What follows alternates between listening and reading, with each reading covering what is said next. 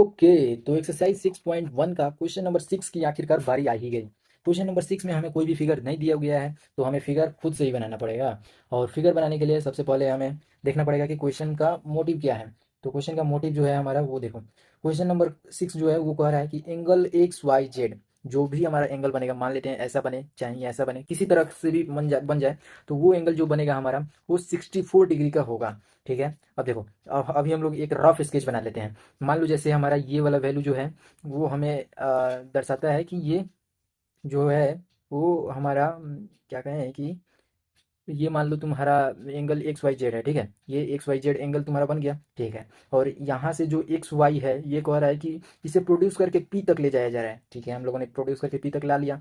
अब कह रहा है कि हमें वाई क्यू एक एंगल, एक जो रे होगा वो बाइसेक्ट करेगा जेड वाई पी को। वाई क्यू, ये अगर हमारा वाई क्यू जो रे है ये दोनों एंगल को बाइसेक्ट करेगा, यानी ये दोनों एंगल इक्वल होंगे। ठीक है, तो हमें बताना है कि एक्स वाई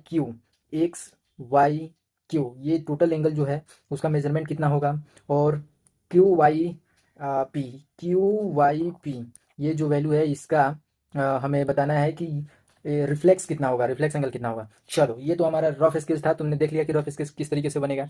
तो आओ उसे हम लोग बनाते हैं। सबसे पहले हम लोग एक लाइन लेने वाले हैं जहाँ पे हमें रिप्रेजेंट करना है कि ये उससे हम लोग पॉइंट मान लेते हैं एक्स वाई और पी।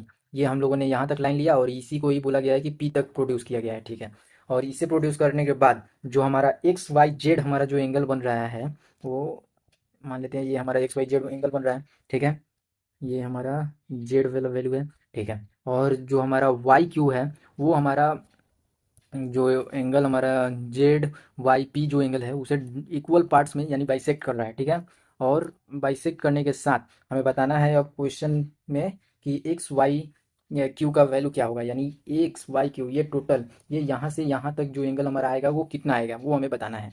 तो चलो भाई बताते हैं कि क्या वैल्यू आएगा। हमें इसका मेजरमेंट दिया हुआ है कि 64 डिग्री है, और देखो ये हमें मालूम ही नहीं है कि कितना है, तो इसे आसानी से हम लोग निकाल पाएंगे। कैसे निकाल पाएंगे भाई, देखो जरा, यहाँ से अगर हम लोग देखें तो ये दोनों वैल्यू जो है हमारा इक्वल है ना। अब देखो ये यहाँ से यहाँ ये पूरा एक स्ट्रेट लाइन है, स्ट्रेट लाइन पे हमारा बनने वाला एंगल जो है 180 डिग्री होता है, और ये सभी कोई का सम जो है लीनियर पेयर से 180 डिग्री का हो जाएगा। तो 64 प्लस 2x अगर ले ले तो जो वैल्यू है वो हमारा 180 डिग्री के इक्वल आ जाएगा। 2x रहने देते हैं, इसे निगेटिव में भेज देते हैं, तो 180 डिग्री माइनस 64 अगर करें तो हमारा वैल्यू आ जाएगा 116, और ये हमारा 2x के इक्वल है। तो x का जो वैल्यू है वो हमारा कितना आ गया, वो हमारा वैल्यू आ गया 58 डिग्री। और एक्स का जो वैल्यू है ये वाला वैल्यू यानी हमारा 58 डिग्री हमारा निकल गया। और 58 डिग्री निकल गया तो जो वैल्यू हमारा एक्स वाई क्यू को चाहिए वो हम लोगों ने निकाल सकते हैं। अब ये वाला वैल्यू और ये वाला वैल्यू अगर हम लोग ऐड कर देंगे तो एक्स वाई क्यू यानी ये टोटल वैल्यू हमारा निकल जाएगा। तो X Y Q is equal to 64 plus 58, तो ये हमारा वैल्यू जो है 122 के इक्वल आ गया। और इस तरीके से हम लोगों ने एक्स वाई क्यू वैल्यू को निकाल लिया। अब हमें निकालना है क्यू वाई पी। अब ये जो क्यू वाई पी जो एंगल है इसका रिफ्लेक्स निकालना है, तो ये वैल्यू भी हमारा एक्स है, यानी अगर हम लोग इसका रिफ्लेक्स निकालना चाहते हैं तो जो वैल्यू इसका आया है उसे हम लोगों को 360 से माइनस करना होगा।